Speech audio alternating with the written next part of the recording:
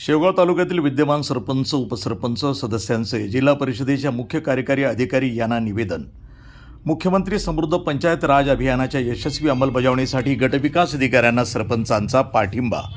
मुख्यमंत्री समृद्ध पंचायत राज अभियानाची शेवगाव तालुक्यामध्ये यशस्वी अंमलबजावणी केल्याबद्दल तालुक्यातील विद्यमान सरपंच, उपसरपंच, सदस्य तसंच विविध राजकीय पक्षांच्या पदाधिकाऱ्यांनी जिल्हा परिषदेचे मुख्य कार्यकारी अधिकारी आनंद भंडारी यांना निवेदन सादर करून गटविकास अधिकारी श्रीमती सोनल शहा आणि केज येथील गटविकास अधिकारी विठ्ठल नागरगोजे यांच्यावरील आरोपांना विरोध दर्शवत त्यांच्या कार्यपद्धतीवर विश्वास व्यक्त केला आहे. निवेदनामध्ये म्हटले की राज्य शासनानं यंदापासून सुरू केलेल्या मुख्यमंत्री समृद्ध पंचायत राज अभियानामध्ये शेवगाव तालुक्यातील सुमारे 20 ग्रामपंचायतींनी सहभाग नोंदविला.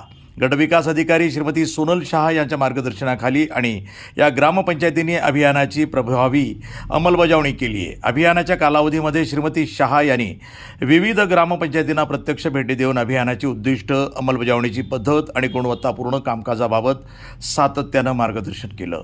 तालुकास्तरीय पाहणी समितीनं सहभागी ग्रामपंचायतीची सखोल पाहणी करून पारदर्शक पद्धतीनं मूल्यांकन केल्याचंही निवेदनामध्ये नमूद करण्यात आलं आहे. तथापि निकाल जाहीर झाल्यानंतर काही व्यक्तींनी वैयक्तिक स्वार्थातून शेवगाव आणि केज येथील अधिकाऱ्यांवर बिनबुडाचे आरोप केल्याचा दावा निवेदनामध्ये करण्यात आला आहे. कोणत्याही अधिकाऱ्यांना पुरस्कार मिळवून देण्यासाठी सरपंचांकडे आर्थिक मागणी केली नसून गुणवत्तापूर्ण काम करणाऱ्या ग्रामपंचायतींनाच पुरस्कार मिळावा हीच त्यांची भूमिका असल्याचं निवेदनकर्त्यांनी स्पष्ट केलं आहे. राज्य शासनानं अभियानाचे पुनर्मूल्यांकन करण्याचा निर्णय घेतला असून यासाठी नव्यानं समिती नेमण्यात येणार आहे. अशा परिस्थितीमध्ये संबंधित समितीसमोर आपली बाजू मांडणं हे अपेक्षित असताना काही व्यक्तींकडनं समाज माध्यमं, इलेक्ट्रॉनिक आणि प्रिंट मीडियामध्ये खोटे आरोप केले जात असल्याची खंतही निवेदनामध्ये व्यक्त करण्यात आली आहे.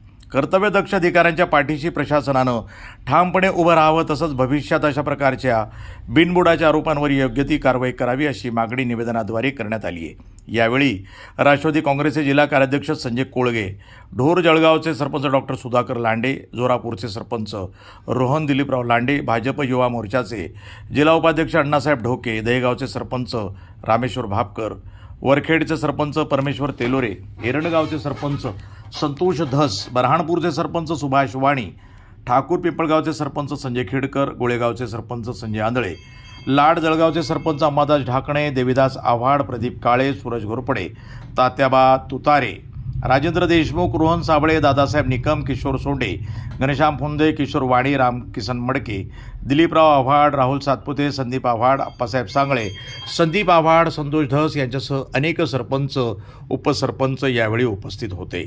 सीओला निवेदन दिलेलं आहे. नेमकं विषय होता, काय मागणी केलेली आहे? या वर्षीपासून संपूर्ण महाराष्ट्रामध्ये मुख्यमंत्री पंचायत राज अभियान सरकारने या ठिकाणी महायुती सरकारने चालू केलेलं आहे आणि त्या अनुषंगाने जवळपास 55 बाबीवरती 58 बाबीवरती या ठिकाणी प्रत्येक ग्रामपंचायतीला कामकाज करायचं होतं. त्याप्रमाणे शेवगाव तालुक्याच्या गटविकास अधिकारी श्रीमती सोनल शहा मॅडम यांनी शेवगाव तालुक्यातील सगळ्याच ग्रामपंचायतीला आवाहन केलं होतं की तुम्ही याच्यामध्ये सहभाग नोंदवा. जवळपास 20 ग्रामपंचायतीने याच्यामध्ये सहभाग नोंदवला आणि त्या ठिकाणी त्या प्रत्येक बाबीवरती कामकाज चालू केलं. कामकाज चालू करत असताना प्रत्येक घटक या बाबीवर सुद्धा बीडीओनी प्रामाणिकपणे लक्ष दिलं आणि प्रत्येक गावचे सरपंच असतील, उपसरपंच असतील, गावकरी असतील, ग्रामपंचायत सदस्य असतील किंवा तिथले ग्रामविकास अधिकारी असतील, यांनी सुद्धा अगदी तन मन धनाने या योजनेमध्ये सहभाग घेतला आणि प्रामाणिकपणे आपलं कामकाज त्या ठिकाणी केलं. नंतरच्या काळामध्ये तालुकास्तरीय समिती पाहणीसाठी शेवगाव तालुक्याच्या दौऱ्यावरती आली. त्यामध्ये बीड जिल्ह्यातील केस तालुक्याचे सन्मान्य गट विकास अधिकारी आदरणीय विठ्ठलराव नागरगोजे साहेब आणि त्यांची संपूर्ण टीम ही तालुक्यामध्ये पाहणी करण्यासाठी आले असताना त्यांनी प्रत्येक गावची या बाबीवरती कामकाज झालं किंवा नाही, दप्तर तपासणी, फील्डवरती जाणं, कामकाज बघणं, या बाबी अतिशय पारदर्शीपणे स्वच्छ हाताने त्या ठिकाणी हाताळलेल्या आहेत आणि याच्यामध्ये कुठल्याही प्रकारचा गोंधळ, गडबड किंवा आर्थिक तोडजोड झालेली नाही. आज शेवगाव तालुक्यातील जवळपास 30-35 गावचे सरपंच या ठिकाणी उपस्थित आहेत आणि आमच्या सगळ्या सरपंचाची एकच मागणी होती की जे अधिकारी चांगल्या पद्धतीने प्रशासनामध्ये कामकाज करतात त्यांच्या पाठीशी ठामपणे आम्ही सरपंच असू, आमच्याबरोबर आलेले पदाधिकारी असो किंवा जिल्हा परिषदेचं प्रशासन असो, यांनी त्या ठिकाणी उभं राहिलं पाहिजे.